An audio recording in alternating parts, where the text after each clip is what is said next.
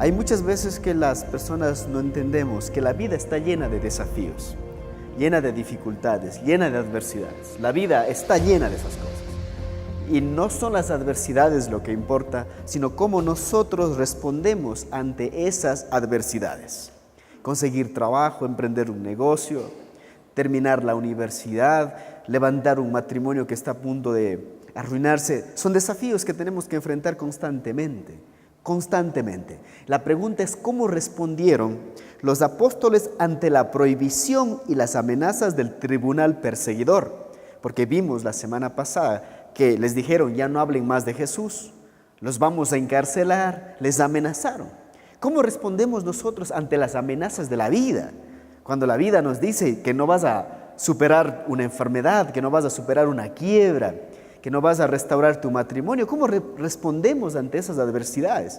Esta noche estos hombres nos van a dar algunos principios de cómo debemos contraatacar a la adversidad, cómo debemos responder cuando la vida es difícil. En el verso 23 al 31 nos dice que ellos hicieron algo que muchos de nosotros muchas veces no hacemos. Ellos contraatacaron la adversidad con la oración. Mira lo que dice el texto: y puestos en libertad, vinieron a los suyos y contaron todo lo que los principales sacerdotes y los ancianos les habían dicho. Y ellos, habiéndolo oído, alzaron unánimes la voz a Dios y dijeron: soberano Señor, tú eres el Dios que hiciste el cielo y la tierra y el mar y todo lo que en ellos hay. Lo que llama la atención es que estos hombres no dijeron: mañana tenemos que dejar la ciudad, el país donde no nos persigan. No dijeron: vamos a ir a vivir en otra nación donde la gente no hable mal de los cristianos ni quieran matar a los cristianos. Regresaron a los suyos y les llevan un informe. Dicen: ¿sabe qué? Ser cristiano es duro. Usted está pensando, y vienen y le dicen: ser cristiano es duro. ¿Cómo responden ellos? Dice: alzaron unánimes la voz. La primera iglesia y la primera persecución de la iglesia fue seguida por una reunión de oración de la iglesia. Vienen los pastores, le cuentan: acaban de azotarnos, acaban de amenazarnos, nos dicen que debemos callar. ¿Qué hace la iglesia? Deciden orar. Deciden hacer lo que muchos de nosotros no hacemos ante las adversidades de la vida. El mejor modo de hacer frente a la persecución, la contienda, la crítica, la amenaza, el abandono, la traición, los problemas financieros, los accidentes, es con la oración. Con la oración. La perseverancia, la valentía, el compromiso nos ayudan a mantenernos firmes, pero en los momentos más difíciles, solo la oración nos mantiene cerca de Dios. ¿Cuál es la adversidad, el problema, la situación que estás viviendo? ¿A dónde estás corriendo? ¿A quién quieres que esté cerca de ti este momento? A través de la oración podemos estar cerca de Dios. Una iglesia que ora es una iglesia invencible, peligrosa para el enemigo y luce en medio de las tinieblas. Pero una iglesia que ora, una iglesia que decide levantarse a buscar del rostro de Dios. Verso 24 dice: y ellos, habiendo oído, alzaron unánimes la voz a Dios y le dijeron: soberano Señor, tú eres el Dios que hiciste el cielo y la tierra, el mar y todo lo que en ellos hay. Dice: Señor, tú eres el creador de todo el universo. Dice que por boca de David tu siervo dijiste: ¿por qué se amotinan las gentes y los pueblos piensan cosas vanas? Ellos estaban conscientes que la sociedad tiene una forma de pensar vana, una forma de pensar hueca. Y David dijo: las sociedades piensan tonteras, o sea, las prioridades de ellas no son las prioridades de la iglesia. Y se reunieron los reyes de la tierra y los príncipes, se juntaron en uno contra el Señor y contra su Cristo. Dice que toda la coalición de los gobernantes era contra Jesús, porque verdaderamente se unieron en esta ciudad contra tu santo Hijo Jesús, a quien ungiste, Herodes y Pilato, con los gentiles y el pueblo de Israel, para hacer cuanto tu mano y tu consejo habían antes determinado que sucediera. Lo que vemos es que esta iglesia oraba, pero oraba bíblicamente. Cuando digo oraba bíblicamente, es que orar bíblicamente es orar con la Biblia. Muchas de nuestras oraciones no tienen ningún sentido, ni pies ni cabeza. Decimos cualquier cosa, pero ellos reclamaron las promesas, la verdad. Su oración estaba sostenida por la verdad bíblica. Su oración se eleva al Dios que creó el universo y todo lo que en él existe. Y ese Dios sostenía sus vidas. Dice, Señor, si tú sostienes el universo, debes sostener nuestras vidas. Así que no solo hay que orar, sino orar bíblicamente. Tiene que haber una relación profunda con la palabra de Dios a la hora de la oración. Su oración se eleva al Dios que fue rechazado y sigue siendo rechazado por la mayor parte de las sociedades, pueblos, reyes y príncipes. Porque David dijo, ¿por qué la gente piensa cosas malas contra Dios? No crean ustedes entonces que las naciones les van a decir bienvenidos, creamos en ustedes. Así como David soportó la persecución por la mano de Saúl, ahora ellos estaban soportando la persecución de las autoridades. Orar bíblicamente es orar confiando y con evidencia bíblica lo que estoy pidiendo al Señor. Tu palabra dice, Señor, que cualquier cosa que pidiera en tu nombre, tú lo harás. Mira lo que dice. Esto, orar bíblicamente es orar confiado y con evidencia de lo que Dios puede hacer, lo que hizo en dónde, en el pasado. Señor, tú diste las fuerzas a David para enfrentar a Goliat. Señor, tú abriste el mar rojo, tú guiaste a tu pueblo por el desierto. Son verdades que yo quiero que pasen en mi vida también. Josué caminó por los alrededores de Jericó y los muros cayeron. Tú le diste la fortaleza para enfrentar a José la tentación y salir victorioso. Son verdades bíblicas con las que tenemos que orar. Tu palabra dice que si tú eres mi pastor nada me faltará. Eso es orar bíblicamente. Y ellos están orando bíblicamente. Si usted quiere ser realmente un hombre de oración y orar realmente, lea la Biblia antes de hacerlo. Mira lo que dice el Salmo 2:1. ¿Por qué se amotinan las gentes y los pueblos piensan cosas vanas? Es una pregunta que ya se hizo David miles de años de atrás. Y ellos dicen, vamos a orar como oraba David.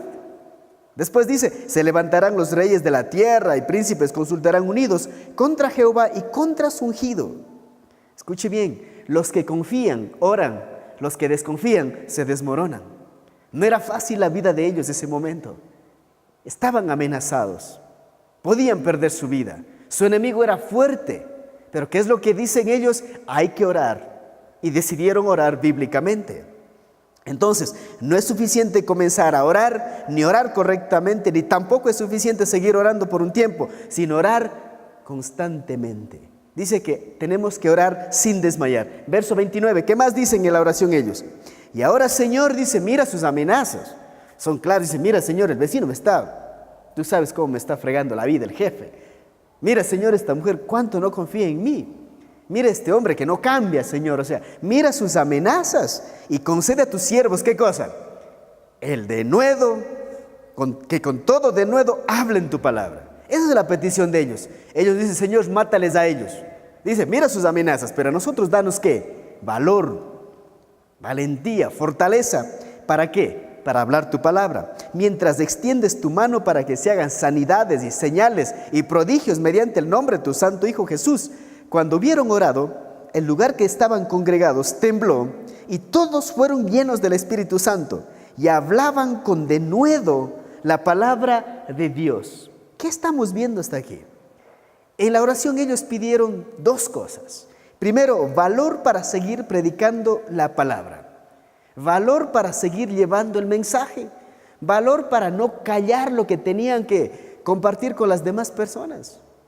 ¿Cuándo ha sido la última vez que usted también dijo, Señor, dame de nuevo para continuar hablando de ti a todas esas personas que están a mi alrededor?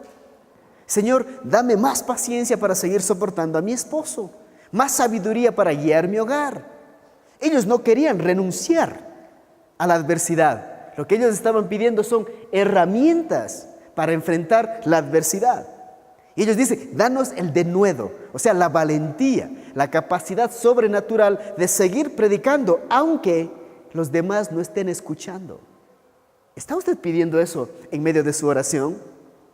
Lo sorprendente de la oración de los primeros cristianos es que ellos no pedían protección, sino poder para ir a predicar, valor para testificar. No dijeron, Señor, ya mata a estos perseguidores.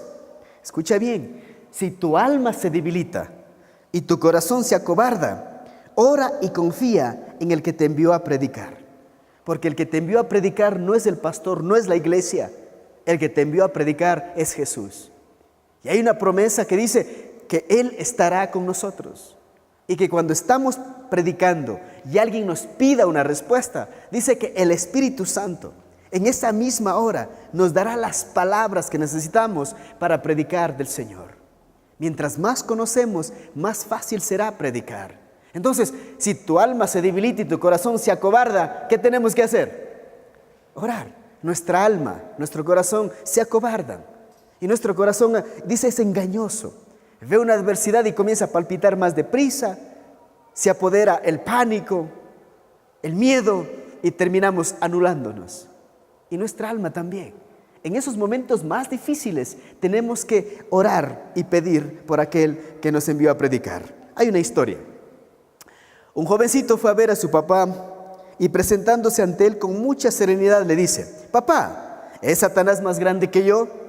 Sí, hijo mío, dijo el papá. ¿Es más grande que tu papá? Sí, hijo mío. ¿Es más grande que yo?, dijo el padre. El niño estaba muy sorprendido, pero pensó otra vez y dijo: ¿es más grande que Jesús? No, hijo mío, contestó el papá. Jesús es más grande que él. El pequeño, al separarse, dijo, sonriendo: entonces no le tengo miedo a Satanás. ¿Y cuántos de nosotros en nuestra cultura, hemos hecho que nuestros niños tengan miedo al diablo, no? Ya viene el cuco. Cuando deberíamos decir: hey, no le tengas miedo. Es nuestra mentalidad. Desde niños nos enseñan a tenerle miedo. No, ellos cuando están con Jesús creen que deberían tener miedo. No. ¿Cómo estás educando a tus hijos espiritualmente? Goliat era más alto que David, pero no más grande que Dios. Y mira lo que dice Isaías: antes que clamen, responderé yo. Mientras aún hablan, yo habré oído. El Señor dice: si tú estás orando, no creas que estás lanzando palabras al viento. Porque muchas veces podemos pensar: oro y parece que no hay respuesta. Pero mira lo que dice: y antes que clamen, responderé yo. Mientras aún hablan, yo habré oído. Bien sea lo que pidas, se conceda o no, Dios va a responder. Y Dios puede responder con un sí, con un no, con un espera. Pero Él va a responder. Pero a veces nosotros no vemos la respuesta porque queremos que la respuesta sea como nosotros queremos. Ellos dijeron: concédenos esto. Y pidieron otra cosa más: milagros para callar la boca de los perseguidores. Dice: Señor, haz el milagro para que vean que tú estás con nosotros. Verso 32. ¿Qué más había? ¿Cómo más respondieron ellos ante la amenaza? Respondieron con oración, pero también respondieron con unidad. El verso 32 dice: y la multitud de los que habían creído era de un corazón y un alma. O sea, todos estaban juntos, viviendo en armonía. Y ninguno decía ser suyo propio nada de lo que poseía, sino que tenían todas las cosas en común. Hay una frase que dice que la unión hace la fuerza.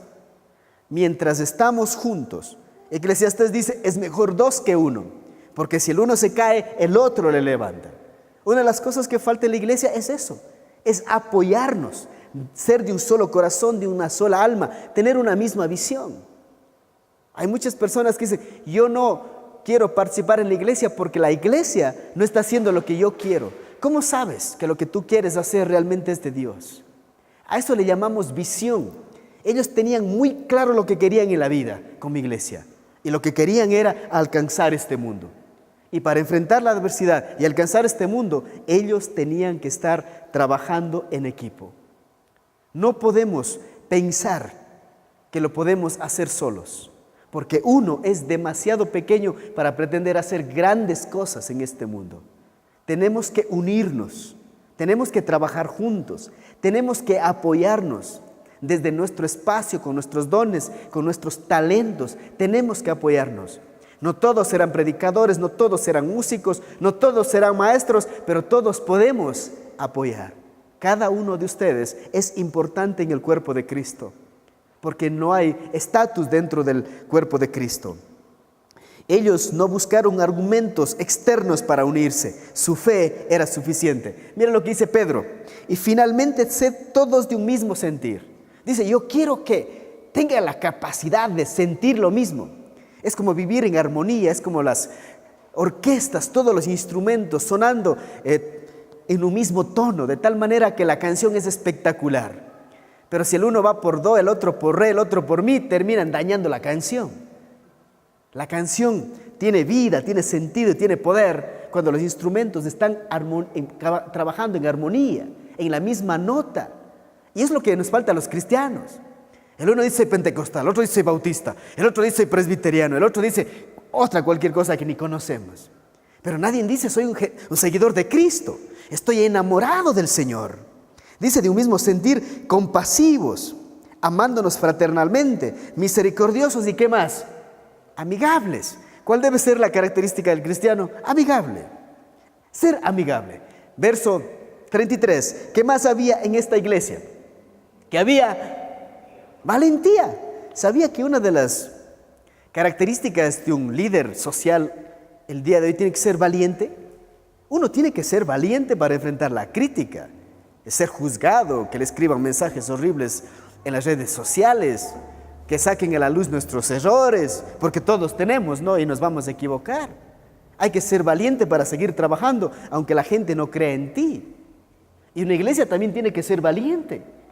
¿Qué significa ser valiente? Que voy a enfrentar la adversidad, que no me voy a rendir, que no voy a retroceder, que no me voy a esconder como Saúl en la cueva. Eso es ser valiente. Mira lo que dice. Y con gran poder, ¿qué hicieron ellos? Daban testimonio de la resurrección del Señor Jesús y abundante gracia era sobre todos ellos. Más valiente que nunca. Una vez más, ¿a dónde volvieron? Al cuadrilátero. Primer round, les encarcelaron, les azotaron, les amenazaron. Segundo round, ¿qué hicieron ellos? Volvieron a predicar. No dijeron, ¿y ahora y si nos amenazan otra vez?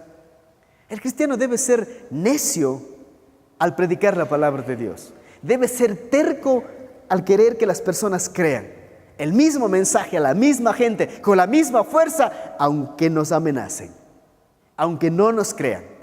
Esa era la primera iglesia. Y usted dice, ahora ya entiende lo que es el cristianismo, pero el cristianismo bíblico. Esos cristianos que hacían las cosas que usted y yo pensamos y decimos, yo no haría eso. Pero si ellos hicieron, ¿por qué nosotros no podemos hacerlo? Ellos no desaprovecharon el poder que recibieron, lo usaron para hablar de la resurrección. A pesar de que había una prohibición, había una amenaza de cárcel, una amenaza de castigo, ellos seguían predicando.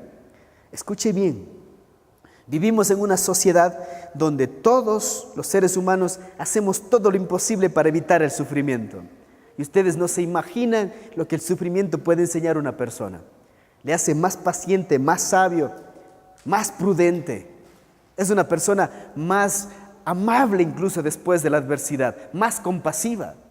Aunque no podemos controlar la aparición de situaciones adversas de la vida, sí podemos elegir la manera en que vamos a responder ante estas. Si alguien me dice, no se puede, ¿qué voy a decir yo? Sí se puede. Si alguien dice, tú jamás vas a hacer lo que tanto has soñado hacer, tienes que decir, lo voy a probar que sí es posible. Y no por ti, sino porque mi corazón está que sí puedo hacer. Porque yo hago las cosas no para probar a otras personas, sino para probarme a quién, a mí mismo. Que la gente vea que Dios está conmigo. ¿Qué más? Estos cristianos eran resilientes. ¿Y qué es un resiliente? Estos cristianos eran así, resilientes, hombres y mujeres que no perdían su forma. Este es alguien resiliente, que no perdían su forma, les golpeaban, parecían de caucho. Les golpeaban y siempre vuelven a la misma forma. El cristiano debe ser así. El término resiliente se usa en la ingeniería civil. Esos grandes edificios que usted ve en Estados Unidos y en Europa son resilientes porque se mueven. Es necesario que se muevan con el viento, con los terremotos, con los temblores. A pesar de las adversidades, más bien la adversidad que hacía a ellos les hacía fuertes. ¿La adversidad hace fuerte a una persona? Sí, claro que te hace fuerte. ¿Cuál es la adversidad que estás viviendo? Depende cómo la ves, cómo respondes ante ella. La vida está llena de desafíos. Enfrentar estos desafíos nos puede ayudar a descubrir maravillosos recursos que antes no teníamos. ¿O no es así?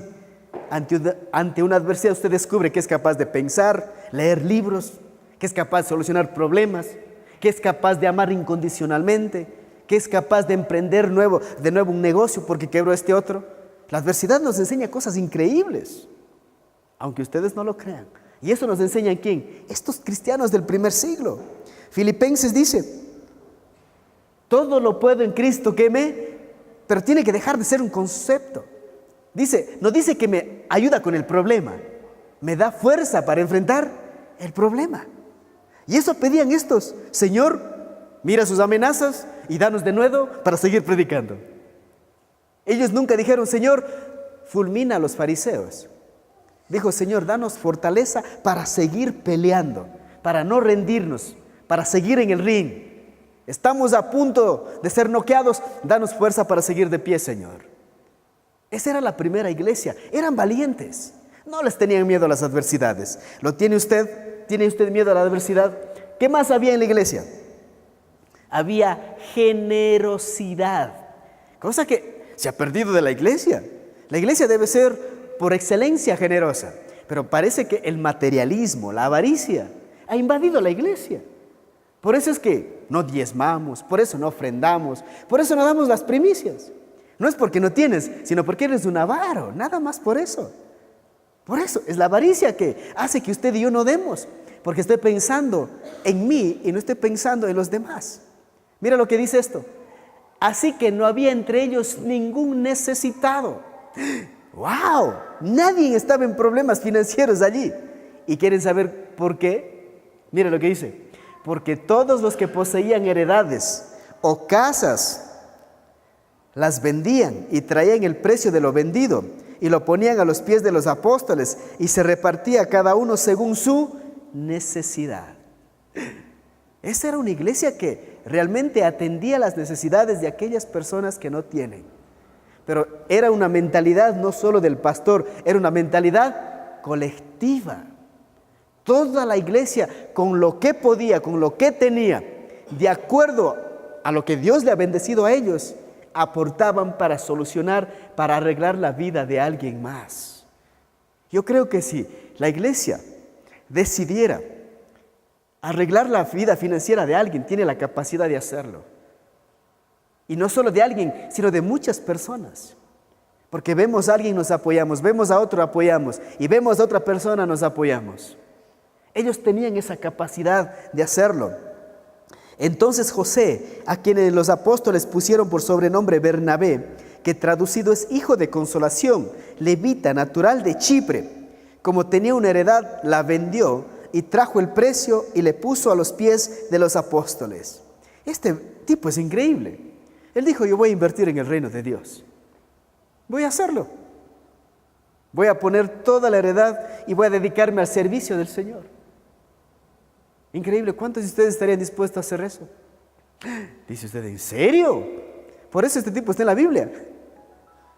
Por eso este tipo dice que trajo todo y le dio a los discípulos. Dijo, yo voy a invertir en el reino de Dios. Pregunta, ¿cuánto usted ha invertido en el reino de Dios? El que invierte en el reino de Dios jamás es defraudado. Pregúntele a este hombre que llegó con unos cuantos dólares a Estados Unidos y trabajaba en una fábrica de jabones. Y un día dijo, yo he de ser el dueño de esta fábrica. Trabajó duro y poco a poco Dios le fue bendiciendo y llegó a ser el dueño de la fábrica de jabones. Y esa fábrica de jabones hoy en día tiene una marca muy famosa, muy conocida. Pero este hombre llegó a dar, no el 10%, llegó a dar el 90% de sus ganancias a la iglesia. Porque su madre le dijo, aun cuando no tengas, no olvides que el 10% no es tuyo. El 10% es del Señor. ¿De quién creen que estoy hablando? Estoy hablando de Colgate. Ese era un hombre que invertía en el reino de Dios. Él decía, ¿dónde hay un misionero para apoyar? Habrá Biblias que comprar. ¿Qué hay que hacer por el reino de Dios? Aquí están mis recursos. Ese tipo de hombres necesita la iglesia urgente. No solo la iglesia, sino la sociedad. Porque vivimos en una sociedad de gente muy avara. Vemos la necesidad de una persona y cerramos nuestro corazón, cerramos nuestros ojos. Los vemos sin poder sobrevivir y nosotros pasamos de largo. Y como iglesia, eso es triste. Y a veces lo hacemos con nuestra propia familia, con nuestros amigos cercanos. Alguien dijo esto, solo fijen la cantidad, aún la más pequeña que se proponen dar de sus ingresos, y denla regularmente. Y en la medida en que a Dios le agrade aumentar la luz y la gracia que tienen y le agrade prosperarle más, entonces den más. Si descuidan una donación habitual, una donación regular, una donación de principio y con base espiritual, y la dejan solamente a merced de los sentimientos y del impulso o de ciertas circunstancias particulares que puedan surgir, no serán más que unos fracasados. Contaba una amiga, y ella cristiana de años, pero decía, tenía una lucha en su corazón. ¿Por qué voy a dar de mi trabajo? Y le contó a la mamá y le dijo, ¿sabe qué, mamá? A mí no me da ganas de dar. Siento que no debo dar. Y la mamá dijo, si usted está esperando sentir dar, probablemente nunca va a dar. Así que comience desde el próximo domingo a dar aunque no sienta. Y va a ver cómo su corazón va a ir cambiando en esa área. Porque la Biblia dice que Dios ama al dador alegre. Dios ama al dador alegre. Y dice, y cada uno dé como propuso en su corazón. Entonces la pregunta es, ¿hay en tu corazón un área donde dices, voy a meditar cuánto dar al reino de Dios? ¿Hay en su corazón realmente esa necesidad de ser generoso? Todas aquellas personas que han aprendido a dar nunca han sido defraudadas. Porque les tengo que decir algo. Ustedes están pensando que el dinero no compra vidas, el dinero compra vida, compra felicidad. ¿Por qué compra vidas? Pregunte a los judíos en la Segunda Guerra Mundial. Miles de ellos fueron rescatados, comprados a los nazis. ¿Y saben dónde está eso escrito en la Biblia? Si un hermano mío quebraba su negocio y terminaba siendo esclavo de los acreedores, ¿sabe lo que yo tenía que hacer? Yo como hermano tenía que ir, pagar la deuda y traerle libre y compartir lo que tengo con ellos. Está en la Biblia. Y claro que compra felicidad. Te puedes imaginar un tipo viviendo esclavo 3, 4, 5 años y viene alguien, paga la cuenta y sale libre. ¿Cómo crees que se va a sentir? Eso es lo que está diciendo el Señor, el ayudar a las demás personas. Conclusión, la iglesia enfrentó la persecución con oración. ¿Con qué va a enfrentar usted la adversidad que ahora está viviendo? ¿Con qué lo está enfrentando? El arma que tenemos no es la tecnología, no es mi capacidad intelectual, no es mi fama, no son mis recursos monetarios. Es la oración, el recurso que nosotros tenemos. Valentía. Ellos no le tenían miedo a las amenazas. No les tenían miedo. ¿Qué está amenazando tu vida? Y el miedo te tiene sentado en el mismo lugar, haciendo las mismas cosas, de la misma manera, de tal manera que se te ha ido la vida. Ahí estás por cobarde, esperando que lleguen los buenos tiempos para emprender un negocio. Yo no sé, comenzar a estudiar, hacer algo. Después, y cuidando de los que eran parte de la iglesia. Cuán importante es que los cristianos cambien la mentalidad en ese asunto. Debemos cuidarnos unos a otros, no lastimarnos unos a otros. Pónganse de pie, por favor, para orar. Señor, muchas gracias por desafiarnos a ser valientes, a estar juntos, a enfrentar la adversidad con el poder que tú nos has dado. Y quiero pedirte, Padre, esta noche en el nombre de Jesús, que esta iglesia se levante, que esta iglesia se contagie, que esta iglesia comience a imitar, a seguir el ejemplo de esta iglesia del libro de Hechos, Señor. Yo te pido, Señor, que los llenes de tu Espíritu Santo, los llenes de tu presencia y hagas de cada uno de nosotros un instrumento de cambio en nuestra familia, en la iglesia, en la sociedad. Que nos conozcan por personas que enfrentamos la adversidad y que no huimos de ella.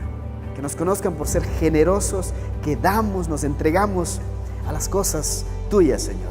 En el nombre de Jesús, bendícenos, por favor. Amén.